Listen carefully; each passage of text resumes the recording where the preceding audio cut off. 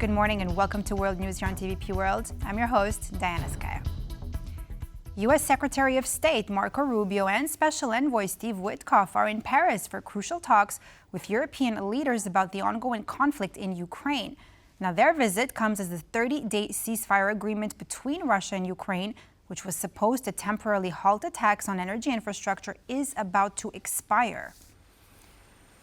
Now, Ukraine has accused Russia of violating the terms of the ceasefire multiple times, casting doubt on the possibility of lasting peace.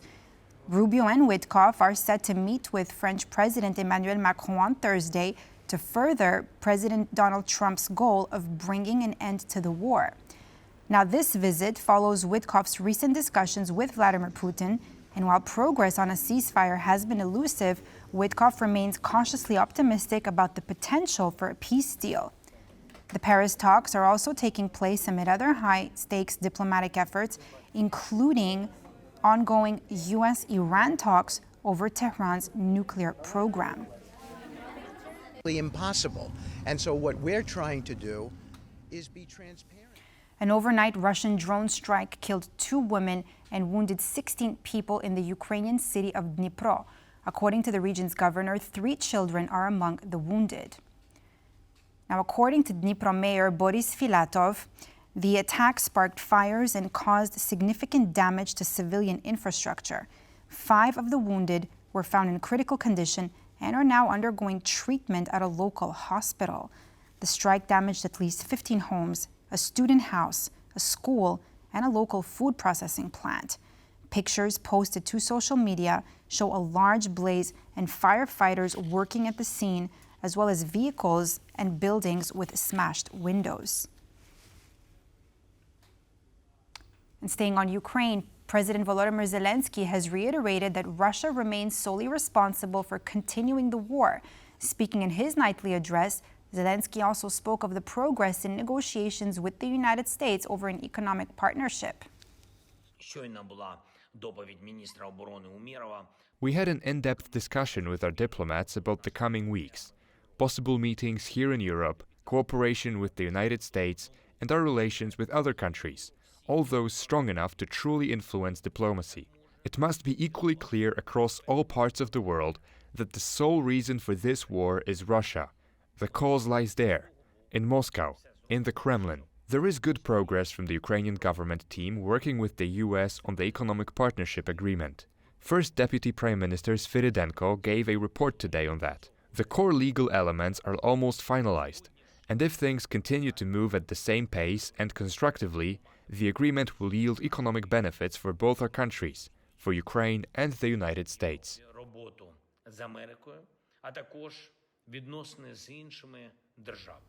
Italian Prime Minister Giorgia Meloni arrived in the United States for talks with President Donald Trump. Now, Meloni is the first European leader to travel to Washington since Trump introduced and then paused 20% tariffs on the EU. Now, during her visit to the United States, Meloni is expected to push for a zero-for-zero tariff deal covering the entire European Union. Speaking ahead of her trip, Meloni acknowledged the difficult timing of her visit and vowed to represent and defend EU interests in the United States. Now, Italy is particularly vulnerable to changes in the U.S. trade policy. Nearly 10% of Italian exports, worth around 67 billion euros, are bound for the United States, making it Italy's 3rd largest trading partner outside the EU. Experts warn that the tariffs announced by Trump earlier this month could slash Italy's economic growth by half. The mayor of Warsaw and Civic Coalition presidential candidate Rafał Trzaskowski said that Poland must stay strong to deter Vladimir Putin from threatening Eastern Europe. Speaking on a Fox Business Network show, the politician went on to say that Poland is investing heavily in defense and added that its eastern border is one of the most secure in the world. The most important thing is that we need to stay strong. We need to stay very close, Europe and America, because only when we are together, then we can really deter all of the countries who wants to attack us or even threaten to attack us. This is really, really important, and that's why I think that we need to hear what President Trump is saying. We need to convince other Europeans to treat security seriously, to also share part of that burden. Everyone has to understand that what we see on our eastern border is now a hybrid warfare, which is waged by Russia and Belarus against Poland and against Europe, because they're trying to destabilize us. They're bringing migrants from all over the world and they're trying to tell them that they would cross the border into Europe. Now, we've secured the border. I mean, now the border, our eastern border and also the eastern border of the North Atlantic Alliance and of the European Union is one of the most secure borders in the world, because we need to show the right signal to the Russians and to the others that we are not going to let any immigrants cross the border. We are not going to allow anyone to destabilize us. According to the latest opinion poll by Ipsos, around 28% of Poles would vote for Rafał Trzaskowski in the upcoming Polish presidential elections. Now, the candidate from Civic Coalition, a leading force in the country's political scene, is sitting at 6 percentage points higher than Law and Justice candidate Karol Nawrocki, his counterpart from the largest opposition party. Now, Rafał Trzaskowski with 28% and Karol Nawrocki with 22% of the votes. These are the two shaping up to be the likely winners of the first round of Poland's presidential elections. But with 8% of voters still undecided, the race remains fluid. In third place, according to the poll, is far-right candidate Sławomir Mencen. Now, the two leading candidates from the first round are expected to face off in a runoff. In that scenario, 50% of polled voters expressed their support for Trzaskowski, while Nawrocki is likely to secure 43% of the votes.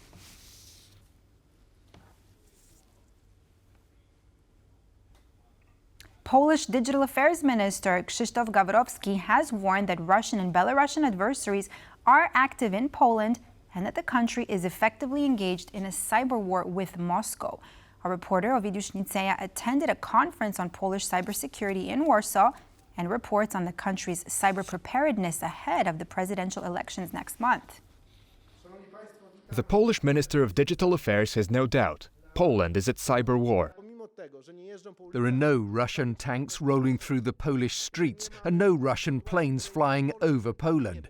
But we already have such figurative tanks in our cyberspace. At the beginning of April, the same minister said that Russia and Belarus are trying to steal Polish elections after a cyber attack on one of Poland's largest political parties. Russian hackers tried to take control of the computers at the Civic Coalition's election headquarters. If Polish people lose faith in democracy and in the procedures that are implemented here and based on Polish constitution, the better for our enemies. To protect the democratic process, Poland has established a so-called election umbrella, which aims to enhance the security of Polish cyber systems. The program is only lookout for illegal content, bot networks and disinformation groups. The aim of the attacks doesn't necessarily have to be boosting a particular candidate. I wouldn't be so sure whether we can expect boosting up any particular candidate. If there will be any direct influence, it's going to reach every single candidate, because the more destabilized results of the elections we achieve, the better outcome for the Russian Federation it will be. Along with the election protection umbrella, Polish authorities are also monitoring financial flows from abroad. They could be used to illegally finance election campaigns and manipulate algorithms, as in the Romanian variant. Romania's presidential elections were annulled by the Constitutional Court amid unclear financing and accusations of Russian meddling in favor of pro-Russian frontrunner Călin Georgescu. A report by the French government's cybersecurity watchdog says that foreign interference, like in the Romanian case, is possible in other countries. This kind of manipulation, paired with financial resources and influencer networks, could easily be replicated in France. There are also signs that dormant French language accounts, possibly pre-positioned for future use, exist on TikTok. The text also concludes that social media platforms are not capable of detecting and mitigating these tactics. Polish authorities share this concern. That's why the country will spend nearly €1 billion on cybersecurity this year, which is a record sum. For TVP World, Ovidiusz Nicieja. Polish Prime Minister Donald Tusk announced that outgoing German Chancellor Olaf Scholz is ending his tenure with a visit to Warsaw. Simultaneously, incoming Chancellor Friedrich Merz is expected to visit the Polish capital at the start of his term. Chancellor Olaf Scholz is ending his term with a meeting in Warsaw, while Chancellor Friedrich Merz will begin his term with visits to Warsaw and Paris. Today, Poland is a key partner for all the major players in Europe, whether some like it or not. Serbia's future EU membership could be blocked if President Aleksandar Vučić travels to Moscow to celebrate victory in World War II with Vladimir Putin. Now, EU officials are warning Vučić not to take part in the celebrations. Now, the EU's top diplomat, Kaja Kallas, said that any participation in the military parade in Red Square will not be taken lightly by Brussels. A representative of the Estonian Foreign Ministry, meanwhile, has explicitly said that Serbia's road to the EU will be blocked if Aleksandar Vučić attends the upcoming 80th anniversary of the end of World War II in Moscow. Now, the Prime Minister of EU member Slovakia also wants to participate in Russia's Victory Day celebrations. Ukraine will organize its own celebration of victory over Nazi Germany on May 9th and has invited EU leaders to take part.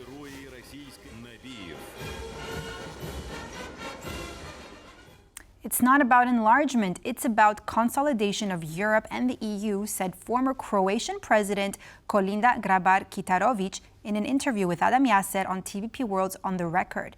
Now, according to Kitarović, the Balkan countries should not be seen as Europe's soft underbelly, but rather as a future member of the European Union.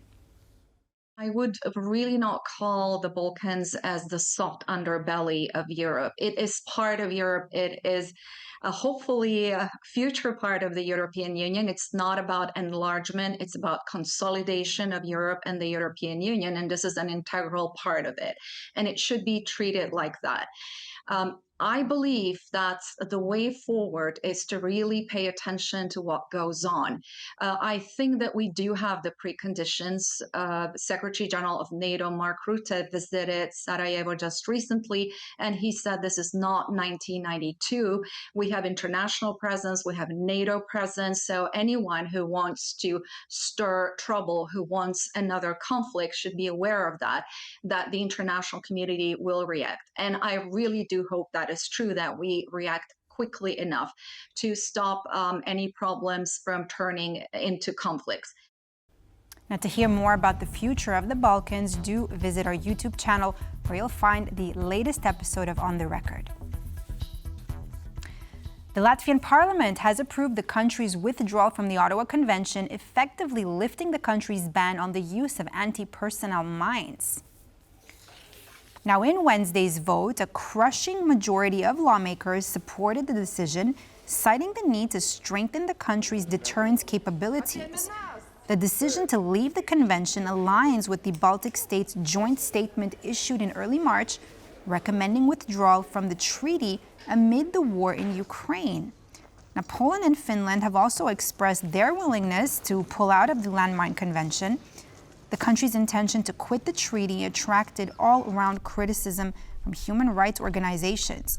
The Ottawa Convention, which is widely regarded as having contributed to international peace and security, is now ratified by 163 nations, excluding Russia, China, and the United States.